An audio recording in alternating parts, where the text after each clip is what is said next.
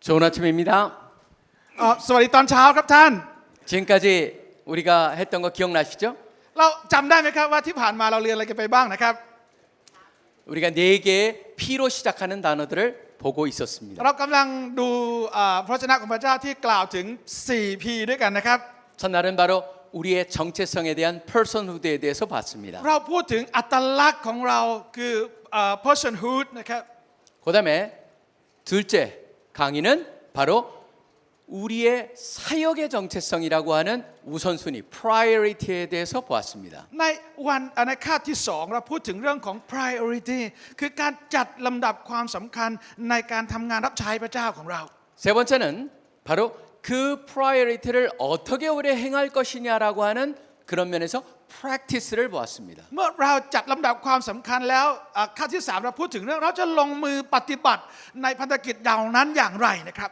오늘은 우리가 무엇을 하든 간에 상관이 없습니다. 모두가 이것을 향해서 가고 있습니다. 우리 모두의 목적, purpose를 보도록 และ 하겠습니다. ในคาบสุดท้ายนี้กำลังจะพูดถึงเป้าหมาย purpose ก็คือทุกอย่างที่เราเรียนมาทั้ง3เนี่ยล้วน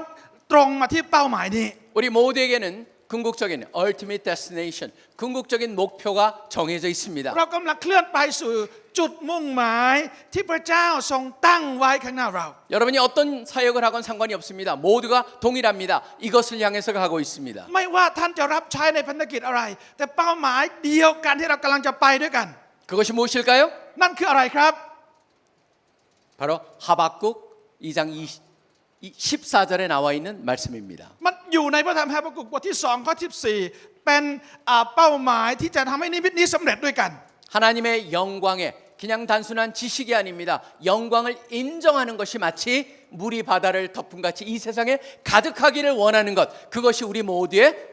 목적입니다. เป้าหมายของเราก็คือจริงๆเป้าหมายเดียวกันทั้งหมดเลยก็คือทำให้อะไรครับทำให้ความรู้เรื่องพระสิริของพระเจ้าเนี่ยนะครับเต็มแผ่นดินเลยนะครับเหมือนกับน้ำในทะเลที่เต็มทะเลนั้นนะครับ 여러분 모두도 그것을 믿으십니까? เราเชื่อไหมว่าจะเกิดอย่างนั้นเกิดขึ้นจริง 우리가 그것을 위해서 함께 지금 여기 모여서 기도하면서 뜨겁게 도전하면서 우리를 갖다가 지금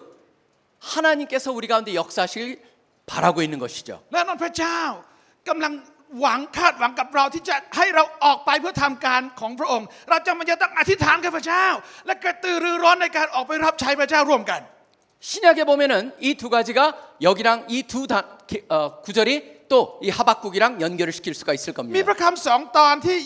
ที่สอดคล้องกับพระธรรมฮาบากุกนะครับ 너무나 잘 아는 말씀입니다. 마태복음 24장에 나오는 말씀과 그다음에 28장에 나오는 말씀인데 여기는 약간의 긴장감, 텐션이 있습니다. ในพระธรรมมัทธิวบทที่24ข้อ14กับพระธรรมมัทธิวบทที่28ข้อที่18ถึง20เนี่ยเป็นพระคัมภีร์ที่เรารู้จักกันดีแต่ว่า2ตอนนี้กำลังบอกถึงสิ่งที่เราจะต้องตื่นตัวอยู่เสมอ 이 텐션을 통하여서 하박국 말씀을 향해서 움직이고 있는 듯합니다. และความตื่นตัวนี้กำลังนำเราสู่ความสำเร็จในพระธรรมฮาบากุกบทที่2ข้อ14นั้น 한번 하나씩 보겠습니다. เราดูทีละตอนด้วยกันนะครับ 자, 마태복음 24장 14절을 봅니다. ในพระธรรมมัทธิวบทที่24ข้อที่14เราดูด้วยกัน 선국 복음이 모든 민족에게 증거가 되기 위해서 프리치돼야 된다, 전파돼야 된다, 알려져야 된다고 되어 있습니다. ในพระคัมภีร์ได้บอกว่าเพื่อข่าวประเสริฐในแผ่นดินของพระเจ้าเนี่ยนะครับอาจจะไปยังทั่วโลกได้เราจำเป็นจะต้องประกาศข่าวประเสริฐนั้นออกไป 근데 여기서는 뭐라고 하냐면 알려질 것이다, 전파될 것이다라고 되어 ใน 있습니다. พระคัมภีร์ได้บอกว่าอะไรครับเราจะต้องประกาศออกไปหรือถูกประกาศออกไปยังทั่วโลกเป็นพยานแก่บรรดาประชาชาติ 수동태입니다. 수동태. passive. เป็น passive คือเป็นถูกกระทำนะครับ 중요한 것은 누구에 의해서 전파될 것이냐라고 하는 것이죠. เป็นการพูดถึงว่าเพื่อสิ่งเหล่านี้จะเกิดขึ้นเพื่อใคร 가로 열고 저기다 말하면은 will be preached 그렇게 전파될 것이다. 누구에 의해서 순종하는 자들에 의해서 전파될 것이다. แท้จริงแล้วไม่ใช่ว่าเราจะทำอะไรนะแต่พระคัมภีร์กำลังบอกว่าพระเจ้าจะใช้ใครเพื่อคนนั้นจะเชื่อฟังและออกไปทำการของพระองค์ 그리고 끝이 올 것이다라고 말씀하고 และ 있습니다. พระคัมภีร์ได้บอกว่าจนถึงสุดท้ายหรือที่สุดปลาย 그게 일어나는 겁니다. และสิ่งนี้จะเกิดขึ้นครับ 그렇기 때문에 세상의 끝은 단순히 시간이 가면 오는 게 아닙니다. แท้จริงแล้วที่สุดปลายไม่ได้ขึ้นอยู่ว่าเวลามันกำลังเดินไปจึงถึงที่สุดปลายหรือสุดวันสุดท้าย 하나님의 계획 속에는 모든 민족에게 복음이 전파되고 나는 것 그래야지 끝이 온다라고 분명히 말씀하고 แต่ 있습니다. วาระสุดท้ายจะมาถึงก็เพราะว่าข่าวประเสริฐได้ถูกประกาศออกไปอย่างชนทุกชาติแล้ว 이건 단순한 예언이 아닙니다. นี่ไม่ใช่เป็นเพียงแค่คันพยากรณ์เท่านั้นนะครับ 우리 하는 모든 사역의 목적하고 연결이 되어 있습니다. และนี่เป็นเป้าหมายของคริสตจักรทุกๆแห่งนะครับ 모든 기독교인들은 바로 역사의 방관자, 구경꾼이 아니라고 하는 겁니다. เราเป็นคริสตจักรของพระเจ้า เราเป็นคริสเตียนเราไม่ใช่เป็นผู้ชมนะครับ แต่เราเป็นส่วนหนึ่งในภารกิจที่พระเจ้ากำลังจะใช้เราออกไป 구경꾼일 수도 없습니다. ไม่มีใครสักคนที่จะไม่ใช่การเป็นทหารของพระเจ้า 구경꾼이 되어서도 안 됩니다. เราจะต้องออกไปเพื่อทำการของพระเจ้าดังทหารของพระองค์ 하나님께서 이 말씀을 통해서 우리 모두에게 하나님의 구속의 역사를 이뤄가는데 우리 모두가 참여하기를 원하시는 거죠. พระเจ้าตั้งใจนะครับที่จะใช้เราทั้งหลายให้เป็นภาชนะที่พระเจ้าจะออกไปทำการของพระองค์ 그래서 참여하기를 원하는 사람들, 거기에 순종하는 사람들을 통하여서 하나님께서 그 뜻을 이루어 가시겠다는 겁니다. พระเจ้าตั้งใจจะให้แผนการนี้สำเร็จ โดยใช้เราทั้งหลายนะครับที่จะออกไปทำการของพระองค์คือคนที่เชื่อฟังและคนที่ไว้วางใจพระเจ้า 분명히 그 일이 일어날 것이다라고 미래형으로 말하고 있습니다. พระเจ้าบอกว่างานนี้มันจะเกิดขึ้นแน่มันจะสำเร็จแน่และพระเจ้าได้บอกเราไว้ล่วงหน้า 바로 중요한 질문은 내가 거기에 참여하느냐 안 하느냐라고 하는 질문입니다. ส่วนสำคัญคำถามที่สำคัญคือเราเองจะเป็นส่วนหนึ่งในแผนการนั้นไหม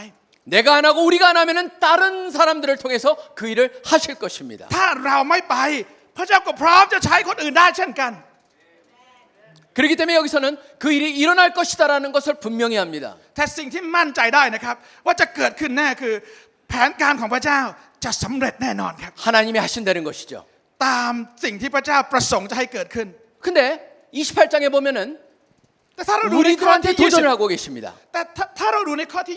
28 คือพระองค์กำลังเรียกเราทุกคนให้ทำ 바로 어떻게 순종하느냐를 보여주고 계시는 거죠. พระองค์กำลังจะบอกกับเราว่าเราจะเชื่อฟังตามสิ่งที่พระเจ้าเรียกออกไปไหม 여기에 순종하는 자들을 통하여서 24장 14절의 말씀을 이루시겠다는 것이죠. พระองค์กำลังจะบอกว่าอะไรคนที่เมื่อพระเจ้าเรียกแล้วเขาเชื่อฟังพระองค์งานของพระเจ้าก็สำเร็จเช่นเดียวกับในพระธรรมมัทธิวบทที่24ได้กล่าวเอาไว้ 선교에 관심이 있는 분들은 28장 18절 20절은 너무나 잘 아는 말씀입니다. เพราะฉะนั้นถ้าเราเป็นคนที่เป็นคนที่คุ้นเคยกับการทำพันธกิจของพระเจ้า ในพระธรรมมัทธิวบทที่28ข้อที่18ถึง20จะเป็นพระคัมภีร์ที่เราคุ้นเคยมาก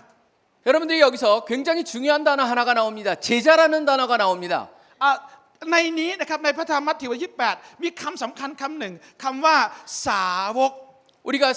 일상적으로 생각하기에 제자란 믿고 나서 어느 정도 훈련을 받아야 되는 걸로 착각을 합니다. บางครั้งเราเข้าใจไปเองว่าคนที่เป็นสาวกคือคนที่พอเชื่อพระเจ้าแล้วเขาเข้าสู่การอบรมบางอย่างและกลายเป็นสาวก 근데 성경을 읽어보시면은 믿는 순간부터 그를 제자라고 แต่ใน 부릅니다. พระคัมภีร์ได้บอกว่าอะไรครับ คนที่เป็นสาวกคือตั้งแต่การที่เขาได้เชื่อวางใจในพระเยซูคริสต์เจ้าในวันแรกณวันนั้นเขาได้กลายเป็นสาวกแล้ว 그렇기 때문에 마태복음 28장의 가장 중요한 것은 단순한 믿음이 아닙니다. 믿는 순간부터 이 말씀, 즉 사명이 주어졌다는 겁니다. นั่นหมายความว่ายังไงตั้งแต่มัทธิวบทที่28นะครับไม่เพียงแค่เขาได้รับความรอดผ่านความเชื่อในพระเยซูคริสต์เท่านั้นแต่เขาได้รับพระราชกิจของพระเจ้าตั้งแต่วันแรกที่เขาเชื่อแล้วครับ 그리고 복음을 듣는 순간부터 어떤 사람들은 복음의 유익만 취하는 사람들이 있습니다. 그렇게 돼서는 안 된다라고 하는 거죠. พระคัมภีร์กำลังจะบอกว่าเมื่อคนที่เชื่อวางใจในพระเจ้าเขาไม่ได้เป็นเพียงแค่ผู้บริโภคข่าวประเสริฐคือรับแต่กำไรที่ได้จากการเชื่อพระเยซูเท่านั้น 그런 사람들을 gospel consumers, 바로 유익만 취하는 사람들이라고 부를 수 있습니다. เราอาจจะเรียกได้ว่าเป็นผู้บริโภคข่าวประเสริฐก็ได้นะครับ 근데 성경은 그거를 허락하지 않습니다. แต่พระเจ้าไม่ได้ต้องการให้เราเป็นอย่างนั้นใช่ไหม 하나님께서는 유익만 취하는 자가 아니고 모든 믿는 사람들이 다 제자를 낳는 사람이 되기를 원하십니다. พระเจ้าไม่ได้เรียกเราเพื่อเราจะเป็นผู้บริโภคข่าวประเสริฐแต่เรียกเราให้เป็นสาวกของพระองค์อาเมนไหมครับ 제자를 삼으라고 분명히 말씀하고 พระเจ้าจึง 계십니다. สั่งเราให้ออกไปสร้างสาวกนะครับ 그리고 그 제자를 삼는 것은 단순한 내 주의뿐만이 아닙니다. 바로 글로벌한 비전을 갖길 원하십니다. พระเจ้าไม่ได้ต้องการเพียงแค่ให้เราทำกันอยู่2-3 คนแต่พระเจ้าประสงค์ให้เราทำภารกิจนี้ออกไปเป็นภารกิจสากลหรือภารกิจโลกเลย 계속적으로 반복됐던 24장이나 28장이나 나오는 게 뭐냐면 모든 민족에게라고 하는 표현입니다. เราเห็นไหมครับในพระคัมภีร์ไม่ว่าจะมัทธิวบทที่24หรือบทที่28มีคำหนึ่งที่พูดเหมือนกันเลยครับคือว่าอะไรครับไปถึงสุดปลายแผ่นดินโลกและไปถึงทุกประชาชาตินั่นเอง 한국 사람만이 아니고 태국 사람만이 아니고 지금 라오스 사람, 캄보디아 사람 모든 사람이 다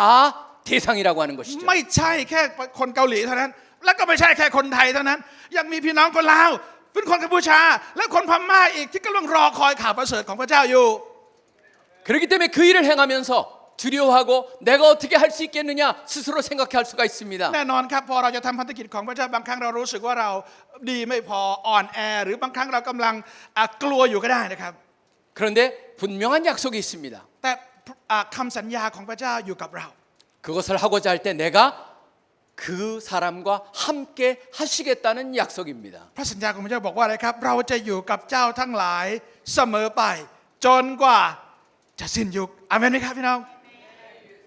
하나님이 하시겠다. 그런데 질문은 바로 이렇게 하는데 우리가 거기에 순종하겠느냐라고 하는 질문이겠죠. จริงๆคำถามก็คือว่าเมื่อพระเยซูคริสต์บอกให้ออกไปทำการของพระองค์แล้วเราล่ะครับเราจะออกไปทำอะไร 그렇기 때문에 마태복음 24장 14절과 28장 18절 20절을 통하여서 하박국의 그 비전이 이루어질 수 있다라고 하는 겁니다. และพระธรรมมัทธิวบทที่24บทที่28เล็งไปถึงพระธรรมฮาบากุกที่พูดถึงก่อนหน้านี้นะครับเพื่อพระธรรมฮาบากุกนั้นจะสำเร็จเป็นจริงในโลกนี้ 여러분들은 지금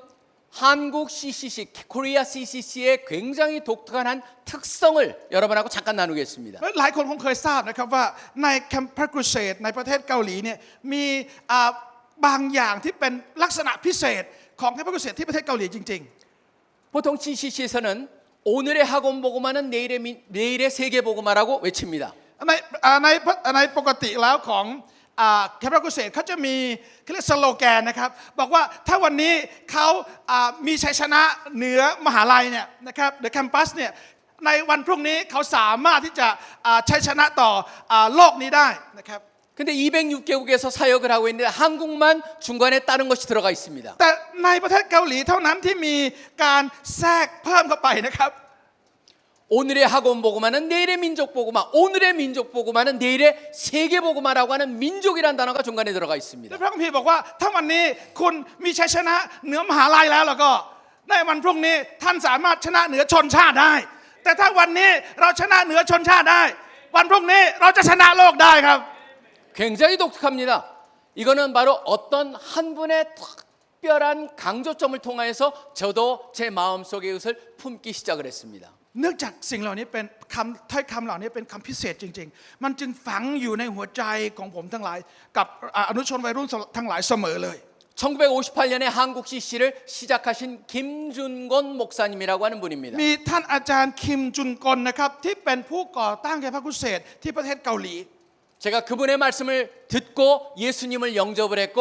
그 다음에 그분의 딸과 결혼을 해서 그분의 사위가 되었습니다. อ๋อนะครับคืออาจารย์เนี่ยครับได้ฟังสิ่งที่อาจารย์คิมซุนกลเนี่ยครับได้เทศนาอาจารย์ได้กลับใจใหม่นะครับเพราะอาจารย์ได้กลับใจใหม่สิ่งที่สำคัญกว่านั้นคืออาจารย์ไปจีบลูกสาวของอาจารย์อะไรนะครับอาจารย์ชุนกลนะครับสุดท้ายได้เป็นลูกเขยนะฮะ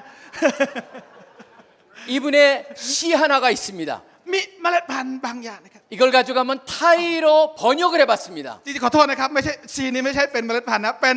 บทกวีนะครับขอโทษด้วยนะครับ 한번 보시기 바랍니다. แปลเป็นไทยแล้วนะครับบทกวีนี้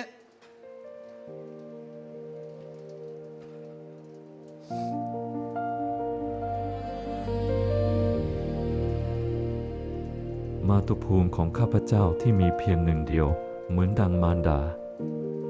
มาตุภูมิที่เจ็บปวดเหมือนร่างกายของตนเองไม่ว่าจะถูกทิ่มแทงที่ใดก็ตาม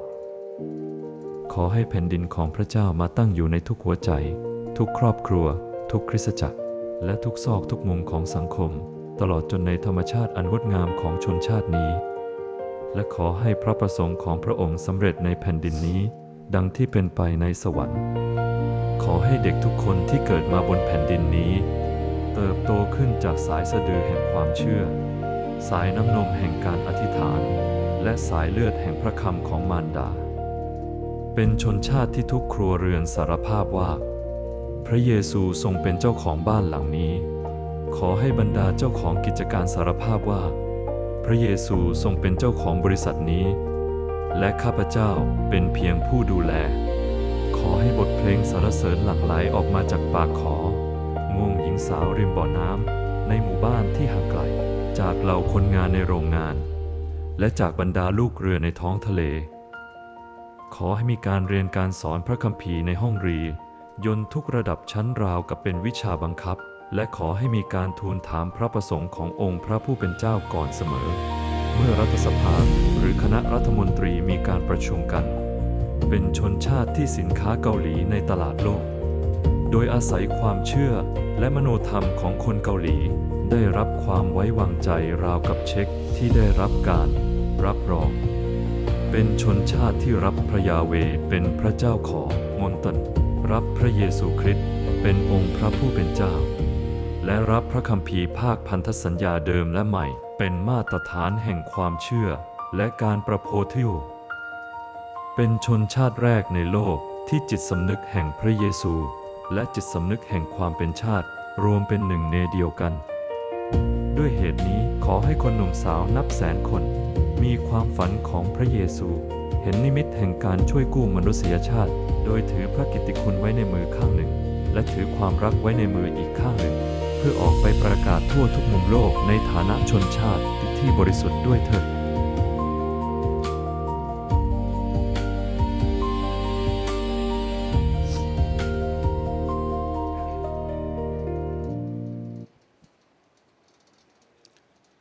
어느 한 분의 꿈이었습니다. นี่เป็นความฝันนะครับของที่เกาหลี 그 꿈이 시에 반영이 됐습니다. และความฝันนี้ได้ถูกหวานลงในหัวใจของวัยรุ่นหนุ่มสาว 그것을 통해서 수많은 사람들이 도전을 받았습니다. และหลายพันหลายหมื่นคนได้รับการท้าทายในภารกิจนี้ 저도 그 중에 한 사람입니다. และหนึ่งในนั้นก็คือท่านอาจารย์เนี่ยนะครับ 근데 여러분들이 이 얘기를 들으면서 왜 갑자기 민족을 얘기하고 나라를 얘기하느냐 그렇게 말할 수 있습니다. บางครั้งเราอาจจะรู้สึกว่าทำไมอาจารย์ถึงเอาเรื่องของชนชาติกับเรื่องของประเทศชาติเนี่ยมาพูดคุย 왜 우리 모두는 천국 시민인데 왜 나라를 얘기하느냐? ทำไมเราเป็นที่ประชากรหรือเป็นพลเมืองก็จริงแต่ทำไมเราเอาเรื่องของประเทศเนี่ยมาพูดคุยกัน 몇 가지를 한번 생각해 보겠습니다. เราลองมาคิดดูด้วยกันนะครับ 혹시 여기서 태국 분들 중에서 내가 태국 사람 되겠다고 어머니 배 안에서 선택하고 나오신 분 있으면 손 들어 보십시오. 여기 태국 분들 중에서 한 사람이라도 어머니 뱃속에서 내가 태국 사람 선택하고 나온 사람이 있는지 โอเคมีใครไหมครับในบรรดาคนไทยนะครับที่บอกที่มั่นใจว่าตัวเองคลอดออกมาจากคุณแม่เพราะตัวเองตั้งใจว่าจะเกิดมาเป็นคนไทยมีไหมครับ 저도 제가 한국 사람 선택한 적 없습니다. ผมไม่เคยเลือกที่จะเกิดเป็นคนเกาหลีนะครับ 태어나가지고 한참 있다 보니까 한국 사람이더라고요. เพราะเกิดมาถึงได้รู้ว่าอ๋อตัวเองเป็นคนเกาหลีนี่เอง 무슨 말씀을 하는 겁니까? กำลังจะพูดว่าอะไรครับ 하나님이 부여해 주셨다는 겁니다. พระเจ้าต่างหากที่เป็นคนวางเราวะที่ตรงนี้ 하나님의 주권으로 우리한테 허락하신 것이죠. พระเจ้าอนุญาตให้เราอยู่ณที่แห่งนี้ 그리고 저는 한국에 살고 있고 여러분들은 지금 태국에 살고 있습니다. ผมเองจึงอยู่ที่ประเทศเกาหลีและเกิดที่นั่นพี่น้องจึงเกิดที่เมืองไทยและอยู่ในประเทศไทย 하나님이 보내주시고 보낸 곳에서 우리의 사명이 있다라고 하는 것이죠. และเมื่อพระเจ้าส่งเรามาที่ประเทศไทยพระเจ้าก็มีพระราชกิจของพระองค์นะครับเป็นเสียงเรียกจากพระเจ้าสำหรับเราในประเทศไทยด้วย 시편 기자는 이렇게 고백을 합니다. ในผู้เขียนพระธรรมสดุดีได้สารภาพอย่างนี้นะครับว่า 그러니까 야훼가 하나님인 주님이신 그 민족은 복이 있도다라고 말을 합니다. พระคัมภีร์ได้บอกว่าชนชาติไหนก็ตามที่ถือว่าพระยาเวห์เป็นพระเจ้าเนี่ยเขาจะเป็นชนชาติที่มีความสุขหรือเป็นชนชาติที่ได้รับพรนั่นเอง 하나님께서 그 기업으로 그러니까 그 나라를 갖다가 쓰시는 민족은 복이 있다라고 말씀을 กำลัง 합니다. จะบอกว่าอะไรครับคือชนชาติใดก็ตามที่ยินยอมให้พระยาเวห์ของพระเจ้าของเราเนี่ยใช้เขาชนชาตินั้นจะเป็นชนชาติแห่งพระพร 그게 바로 김 목사님의 꿈이었습니다. 한국을 위한. และนั่นเป็นความฝันนะครับที่อาจารย์คิมมีอยู่ต่อประเทศเกาหลี 저는 이것이 여러분이 태국을 향한 꿈이 되길 소원합니다. ขอพระเจ้าอวยพรให้ฝันอย่างนี้เกิดขึ้นในบรรดาผู้รับใช้ในประเทศไทยด้วยครับ 태국의 주인이 하나님이십니다. เบื้องหลังที่การเติบโตเกิดขึ้นในประเทศไทยคือพระเจ้าอาเมนไหมครับ 그것을 인정할 때까지 우리가 나가자라고 하는 것이죠. เมื่อเรายอมรับในเรื่องนี้เราจึงจะก้าวเดินออกไป 그렇지만 거기에 멈춰서는 안 됩니다. อย่าหยุดอยู่ที่ตรงนี้ก็พอนะอย่าหยุดที่ตรงนี้นะครับ 그냥 우리나라가 복음화가 되고 우리나라가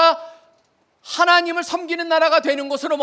멈춰서는 안 된다고 하는 อย่า 겁니다. หยุดอยู่แค่ว่าโอ้เราประกาศในประเทศไทยดีอยู่แล้วเราประกาศอย่างเต็มที่แล้วในประเทศไทย 우리나라를 통하여서 복음화가 된 우리나라를 통해서 지상 명령 성취의 쓰임을 받기를 원하는 것으로 발전되어야 된다는 것이죠. เราจำเป็นจะต้องอะไรครับไม่เพียงหยุดอยู่แค่ที่ตรงนี้แต่เตรียมความพร้อมของเราให้พร้อมให้เข้มแข็งเพื่อจะออกไปทำการของพระองค์จนถึงที่สุดปลายเป็นในโลก 그것이 바로 우리 모두가 갖고 있는 꿈이어야 합니다. และนั่นจะต้องเป็นความฝันที่อยู่ในหัวใจของเราทั้งหลายทุกคน 저는 여러분한테 한 질문을 던져봅니다. บางหลายๆครั้งในชีวิตผมได้โยนคำถามบางคำถามลงไป 과연 태국을 향해서 어떤 꿈을 갖고 계시냐라고는 질문입니다. ผมอยากจะถามเราด้วยที่นี่ว่าแล้วพระเจ้าได้ประทานความฝันอะไรแก่เราสำหรับผู้รับใช้ประเทศไทยครับ 잠깐 제가 여기서 말씀 하나를 보고 다시 돌아오겠습니다. ผมอยากจะแบ่งปันถึงพระคำตอนหนึ่งแล้วจะกลับมาในคำถามนี้อีกครั้ง 제가 민족을 얘기하고 나라를 얘기하고 그 나라의 복음화를 통해서 세계 복음화에 쓰여지는 것 그것을 말하는 성경 구절을 찾고자 하는 것이죠. เรากำลังจะพูดถึงพระคัมภีร์แสวงหาพระคัมภีร์บางตอนที่บอกว่าเมื่อพระเจ้าทรงเรียกเราเตรียมความพร้อมให้เรามาอยู่ในประเทศไทยและออกไปทำการของพระองค์จนถึงที่เป็นโลกเนี่ยอยู่ตรงไหน 사도 바울이 아덴이라고 하는 곳에 갔을 때 한 말씀입니다. มีพระคัมภีร์ตอนที่เปาโลกำลังจะไปประกาศนะครับที่เอเดนนะครับที่อะไรนะฮะ 에센스. เอเธนนะครับเอเธนนะครับโทษนะครับ 네, 거기서 얘기를 하는데 지금 26절 27절에 보면은 바로 하나님께서 한 사람을 통해서 많은 사람들을 만들어 가지고 세상에 이것저것 살게 하시는데 지금 뭐라고 되어 있습니까? 그들의 연대를 정하시고 그들이 머무는 지경을 정하셨다라고 되어 있습니다. ในพระคัมภีร์ได้บอกว่าอะไรครับพระองค์ทรงสร้างมนุษย์เชื้อชาติจากเพียงแค่คนคนเดียวให้อยู่ทั่วพิภพโลกและทรงกำหนดเวลาเขตแดนทั้งหมดให้อยู่ด้วยกันเพื่อพวกเขาจะได้แสวงหาใครครับแสวงหาพระเจ้านะครับ 그런데 여기 보면 뭐라고 되어 있습니까? 하나님께서 이것을 하신 것은 바로 그것을 통해서 하나님을 알게 되고 하나님과 관계를 맺게 하기 위해서 하나님께서 그 일을 하셨다라고 되어 있어요. คือที่พระเจ้าทรงทำอย่างนี้เพื่ออะไรก็เพื่อว่าคนเหล่านั้นนะครับที่พระเจ้าทรงกำหนดไว้เนี่ยนะครับจะอะไรครับจะแสวงหาพระเจ้าและมุ่งค้นหาพระองค์ 어느 누구도 예외가 없다라고 하는 걸 우리가 분명히 보셔야 됩니다. และไม่อย่าแม้แต่จะคนเดียวที่ไม่ดูหรือไม่ใส่ใจในเรื่องนี้ 그래서 지금 저의 경우 한국 민족으로 태어나게 하셨고 바로 이때 5,000년 한국 역사 중에서 가장 잘 나간 때에 제가 여기 섬길 수 있다는 건 전 특권이라고 생각을 합니다. ผมเข้าใจอย่างนี้นะครับการที่พระเจ้าเลือกผมมาอยู่ที่ประเทศเกาหลีตลอดประวัติศาสตร์เกาหลี 5,000 กว่าปีเนี่ยนะครับพระเจ้าให้ผมมาอยู่จุดนี้นั่นเป็นสิทธิพิเศษของพระเจ้าของผมเองที่ได้รับจากพระเจ้า 한국이라고는 조그만 나라가 지금 전 세계에서 BTS 같은 그런 것을 통하여서 관심을 받고 있습니다. เราพบว่าประเทศเกาหลีนะเป็นประเทศเล็กๆในเอเชียและในโลกแต่กลับกลายเป็นประเทศที่มีคนที่รู้จักเป็นจำนวนมากผ่านดนตรีหรือผ่านทีม BTS ใช่ไหมหลายคนคงรู้จักนะครับ 그래서 저는 질문을 합니다. 제 스스로한테. แล้วผมเองก็ถามตัวเองอยู่ว่า 하나님 감사합니다. 그런데 왜 이렇게 복을 주시고 제 역할이 무엇일까요? 라는 질문을 합니다. ผมก็ถามตัวเองว่าแล้วขอบคุณพระเจ้านะแล้วแต่ว่าพระเจ้าต้องการจะใช้อะไรพวกเรา 전 여러분도 동일한 질문을 하실 수 있다고 생각을 합니다. ผมคิดว่าคำถามนี้ก็น่าจะเป็นคำถามเดียวกับผู้รับใช้ของพระเจ้าที่นี่ว่าพระเจ้าจะสามารถใช้เราอย่างไรได้บ้าง 태국의 기독교 역사를 보면은 굉장히 어려운 나라였습니다. แน่นอนครับถ้าเราดูในประเทศของเราการประกาศข่าวประเสริฐที่เกิดขึ้นในประเทศไทยยากมากเลย 지금도 쉽지 않습니다.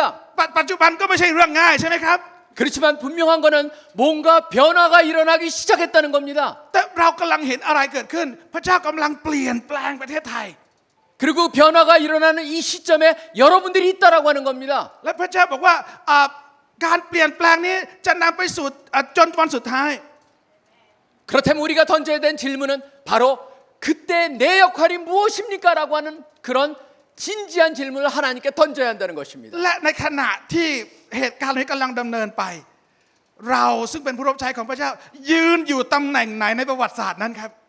누구나 예외가 없습니다. 단순히 생존이 목적이 아닙니다. ไม่ใช่เป็นการดำรงอยู่เพื่อรอดไปวันๆเท่านั้นใช่ไหม 하나님을 만나고 하나님과의 관계를 맺게 하기 위해서 우리의 역할들이 있다라고 하는 것이죠. เราเองมีหน้าที่สำคัญมีบทบาทสำคัญที่จะดำเนินชีวิตสอดคล้องและสัมพันธ์กับพระเจ้าอย่างแน่นแฟ้น 하나님께서 저나 여러분이나 바로 이 특별한 곳에 각자의 특별한 시간에 이곳에 보내주셨고 이 역할을 맡겨주셨다는 것을 잊어서는 안 됩니다. อย่าลืมนะครับอย่าลืมเด็ดขาดเลยนะครับว่าพระเจ้านำท่านมาอยู่ที่นี่ทำงานรับใช้พระเจ้าที่นี่มีบทบาทในการปฏิบัติรับใช้พระเจ้าณที่แห่งนี้อย่าลืมเด็ดขาดนะครับ 그 속에서 나의 역할은 무엇일까? 내가 무엇을 해야 되는가? 그것을 질문하면서 답을 찾아가야 한다는 เพราะ 것이죠. ฉะนั้นเราจำเป็นจะต้องถามตัวเองอยู่เสมอนะครับว่าเราพระเจ้าจะใช้ให้เราทำอะไร เราจะก้าวไปสู่งานของพระเจ้านั้นได้อย่างไร 한국 CC가 찾은 답이 하나가 있습니다. 여러분과 같이 나누고자 합니다. ผมอยากจะแบ่งปันนะครับสำหรับสิ่งที่ผมเองมีความตั้งใจและอยากจะแบ่งปันกับเราทุกคนที่ 저는 นี่ 우리 김 목사님이 던져서 저와 같이 민족을 통해서 세계를 섬길 수 있고 하나님을 섬길 수 있는 역사가 일어나는 꿈을 꾸는 사람들이 더 많이 일어나길 원합니다. และปรารถนาเมื่ออาจารย์คิมได้หว่านเมล็ดพันธุ์แห่งความแห่งนิมิตแห่งความเชื่อนั้น แก่เราทั้งหลายรวมทั้งอาจารย์เองด้วย และผมเชื่อแน่ว่าเมล็ดพันธุ์นี้จะถูกหว่านออกไปยังผู้รับใช้เป็นจำนวนมาก 바라기에는 태국에서도 그런 학생들이 일어나길 소원합니다. แล้วเราคาดหวังว่าในประเทศไทยจะมีนักเรียนนักศึกษามีวัยรุ่นหนุ่มสาวเหล่านั้นได้ลุกขึ้นรับใช้พระเจ้า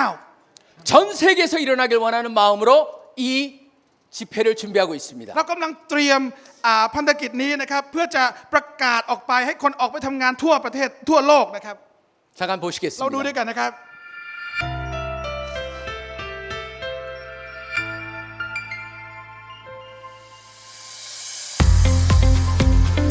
ปี 2018 Jesus Jeju คือจุดเริ่มต้นของพันธกิจและคริสตจักรในเชจู คริสตชนเชจู นักศึกษาทั่วประเทศ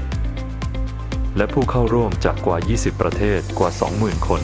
รวมเป็นหนึ่งในข่าวประเสริฐเกิดผลเป็นผู้รับใช้มากมาย ปี 2028 คือปีแห่งความร่วมมือ ครบรอบ 10 ปี Jesus Jeju 70 ปี CCC และ 120 ปีพันธกิจเชจู เกาะเชจู สถานที่จัด Jesus Mission 2028 เป็นแหล่งท่องเที่ยวขนาดใหญ่ที่เป็นมรดกโลก ทุกคนเข้าได้อิสระโดยไม่ต้องมีวีซ่า จึงเป็นศูนย์กลางพันธกิจโลกได้ เป็นฉากถ่ายทำซีรีส์และภาพยนตร์ดัง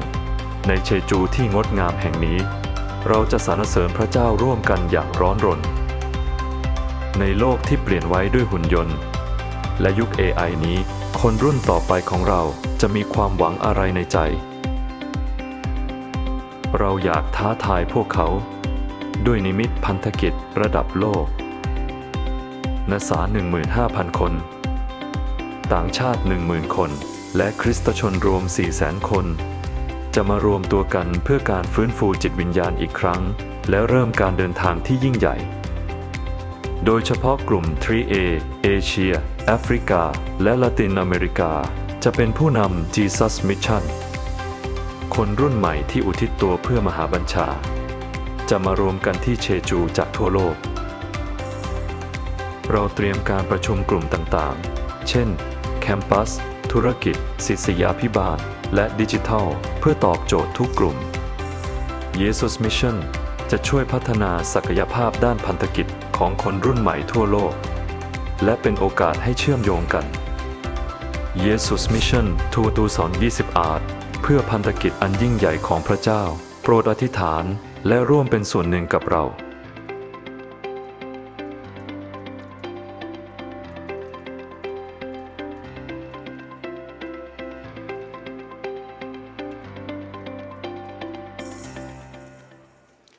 여러분 모두를 이곳으로 초대합니다. อยากเชื้อเชิญเรานะครับให้มาร่วมในงานนี้ด้วยกันนะครับ 단순히 여러분만 오시지 마시고 젊은 사람들을 이곳으로 보내주시기 바랍니다. ถ้ามาเองไม่ได้นะครับเอาส่งหนุ่มๆสาวๆมาร่วมกับเราในงานนี้ด้วย 전 세계 젊은이들이 모여서 꿈을 꾸는 장소가 되기를 소원합니다. เราเชื่อนะว่าการที่เราจะมีจัดกิจกรรมเหล่านี้จะเป็นความท้าทายกับพวกเขาเป็นอย่างมาก 특별히 복음이 들어가야 되고 나라가 세워져야 되고 하나님의 영광이 드러나야 되는 아시아, 아프리카, 라틴 아메리카 중심으로 모든 것이 강조가 되고 진행이 될 것입니다. เรากำลังจะก้าวเดินไปด้วย 3A ใช่ไหมครับมีเอเชียแอฟริกาแล้วก็อเมริกาลาตินอเมริกา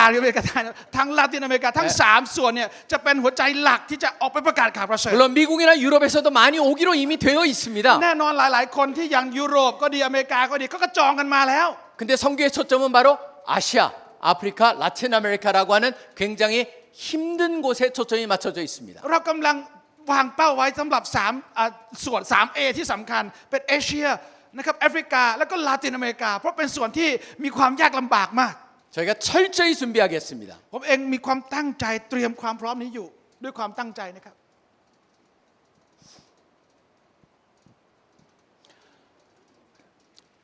저는 다음 세대를 갖다가 세우는 것,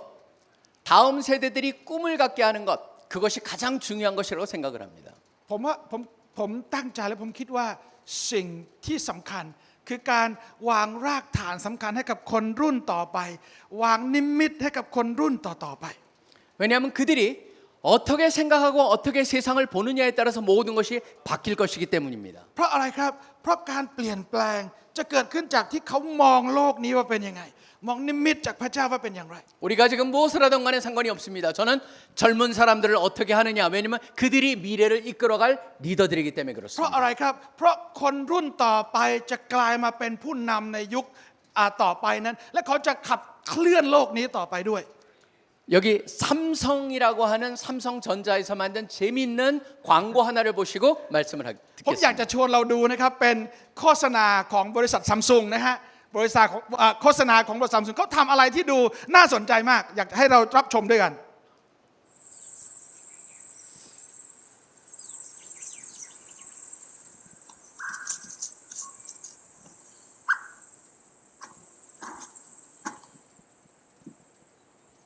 เป็นที่รู้จักกันดีว่านกกระจอกเทศมันบินไม่ได้นะครับ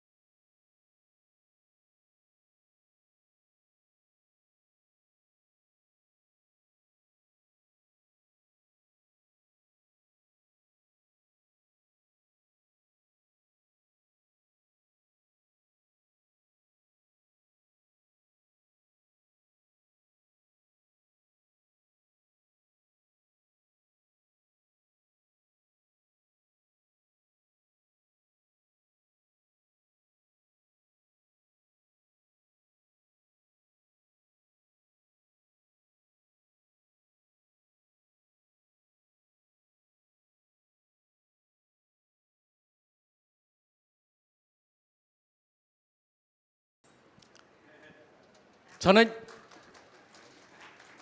이 광고를 보고 굉장히 감동을 ผ 받았어요. มมาดูโฆษณานี้แล้วรู้สึกประทับใจอย่างมากเลย 왜냐하면 누구나 이런 안경 말고 영적인 안경을 다 끼고 있습니다. เพราะอะไรครับไม่ใช่แค่ในอะไรนะครับเป็นแว่นตาที่เราดูจากอันนี้เท่านั้นแต่มันเป็นแว่นตาฝ่ายวิญญาณที่เรามองดูจากนิมิตจากพระเจ้าให้ 어떤 사람한테는 모든 것이 안 된다라고 보는 안경을 끼고 있습니다. เพราะบางทีหลายๆคนนะครับใส่แว่นตาที่มองอะไรก็ทำไม่ได้ทั้งหมดเลยไอ้นี่ก็ไม่ได้นั่นก็ไม่ได้ 어떤 사람 모든 것이 가능하다라고 하는 안경을 끼고 있습니다. บางคนก็ใส่แว่นตามองว่าไอ้นี่ก็ดีอันนี้ก็ทำได้นั่นก็ทำได้ 어떤 사람은 불신, 믿지 않는 것에 안경을 끼고 있습니다. บางคนใส่แว่นตาก็คือไม่เชื่อไปทุกเรื่องนะครับ 모든 것을 의심합니다. ทุกเรื่องเป็นเรื่องที่น่าสงสัยไปหมด 근데 어떤 사람은 믿음의 안경을 끼고 있습니다. แต่บางคนใส่แว่นตาแห่งความเชื่อ 될 수 있다고 생각을 합니다. เพราะเชื่อมั่นว่าพระเจ้าจะทำให้สำเร็จได้ 세상에서는 그냥 될 수 있다는 생각만 해도 되는 게 많습니다. แล้วแม้คนทั่วไปคิดว่าเมื่อเขามีความเชื่อจะทำได้เขาทำได้นะครับบางคนนะครับ 근데 예수님께서 약속하셨습니다. 내가 너희랑 함께 하겠다고 약속하셨습니다. แต่พระเยซูคริสต์บอกกับเรายังไงพระองค์ทรงอยู่กับเราจนกว่าจะสิ้นยุคอาเมนไหมครับ 하나님이 함께 하시면 무엇이든지 가능합니다. เพราะเมื่อพระเยซูอยู่กับเราทุกสิ่งก็เป็นไปได้ครับ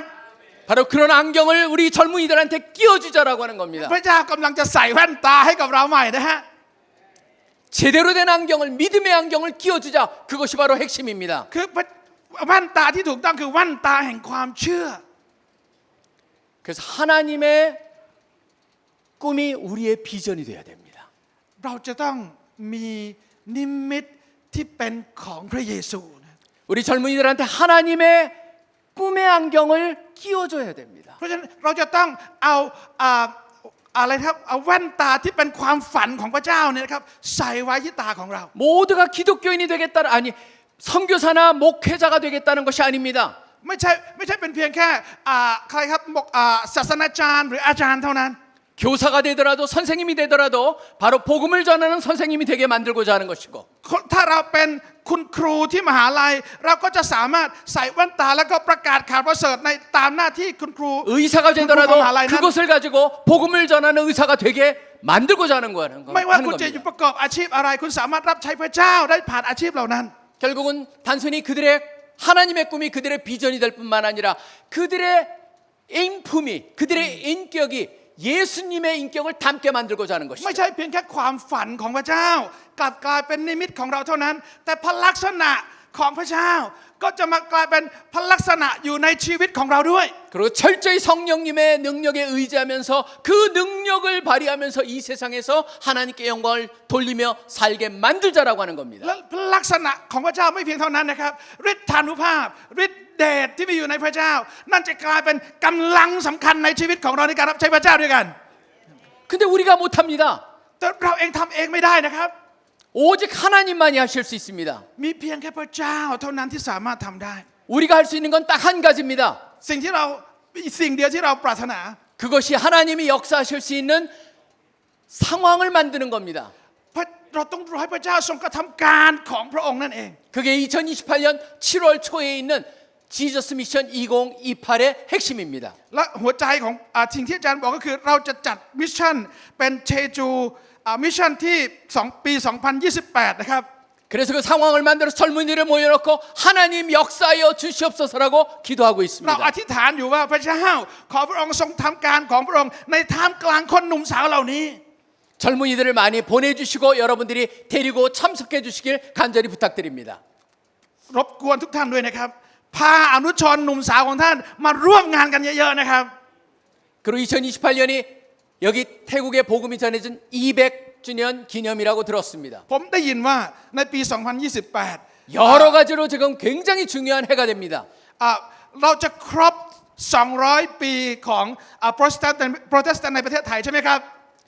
하나님의 약속에 근거한 믿음의 안경을 우리 모두 끼기를 소원합니다. เราคาดหวังว่าพระเจ้าจะให้แว่นตาแห่งความเชื่อนั้นแก่เราทั้งหลายทุกๆคน 기도하겠습니다. เราอธิษฐานกับพระเจ้าด้วยกันนะครับ 하나님 아버지 감사합니다. ขอบพระคุณพระบิดาเจ้าผู้ทรงพระชนอยู่ 우리에게 지상명령 성취라고 하는 꿈을 주신 것 감사합니다. ขอบคุณพระเจ้าที่พระเจ้าทรงโปรดอวยพระพรให้เรามีความฝันที่มาจากพระองค์ 주님의 구속의 역사의 완성에 우리를 동참케 하여 주시는 특권을 주시니 감사합니다. ขอบพระคุณพระเจ้าที่ให้สิทธิพิเศษแก่เราในการที่เราจะนำข่าวประเสริฐไปประกาศออกมาและนำความรอดไปสู่ประชาชาติ 주님 그런 특권을 주셨사오니 우리가 주여 제가 그것이 특권이라고 여기면서 저도 참여하겠습니다라고 헌신하게 하여 주시옵소서. ก็พระเจ้าทรงโปรดอวยพรให้เราตระหนักรู้อยู่เสมอว่าเราเป็นคนพิเศษสำหรับพระเจ้าเป็นของขวัญพิเศษที่พระเจ้ามอบให้แก่เรา 마지막 때를 살고 있는 것을 인정합니다. เรายอมรับถึงเสียงเรียกจากพระเจ้า 그런 증거들이 너무나 많이 주위에 일어나고 있습니다. เราเห็นหลักฐานมากมายที่พระเจ้ากำลังสำแดงให้เราได้เห็นถึงการงานของพระองค์ 그러기에 더욱더 시간 순간순간을 아끼면서 최선을 다하면서 살기를 소원합니다. เพราะฉะนั้นเราจะใช้ชีวิตในแต่ละนาทีแต่ละชั่วโมงด้วยความ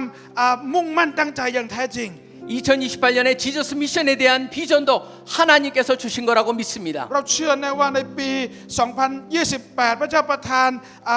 มิชชั่นต่างๆนั้นให้แก่เรา 최선을 다해서 준비하고 수많은 젊은이들이 모여서 꿈을 꾸는 시간이 되기를 소원합니다. ขอพระเจ้าทรงโปรดอวยพระพรในการจัดเตรียมงานต่างๆให้เด็กวัยรุ่นหนุ่มสาวจำนวนมากมายได้รับนิมิตจากพระเจ้า 예수 그리스도의 꿈을 꾸게 하여 주시고 지상 명령 성취의 꿈을 꾸게 하여 주시기를 소원합니다. ให้เขาได้มีนิมิตจากองค์พระเยซูคริสต์ได้ออกไปประกาศข่าวประเสริฐยังชนทุกชาติ 그리고 그것에 헌신하여서 자기 나라로 돌아가서 그 꿈을 이루는데 최선을 다하기를 เมื่อ 소원합니다. เขากลับมายังประเทศของเขาเขาจะนำข่าวประเสริฐออกไปและทำให้แผนการของพระเจ้าสำเร็จในชีวิตของพวกเขา 이곳에 귀한 사역자들을 모아주신 주님을 찬양합니다. เราขอสรรเสริญพระเจ้าที่เราได้เห็น